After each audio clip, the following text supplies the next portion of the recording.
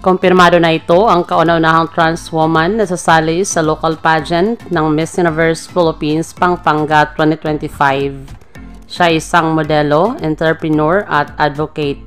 Siya si Kellen Trajano at samot-saring reaksyon ng mga netizens tungkol sa kanyang pagsali sa Miss Universe Philippines Pampanga.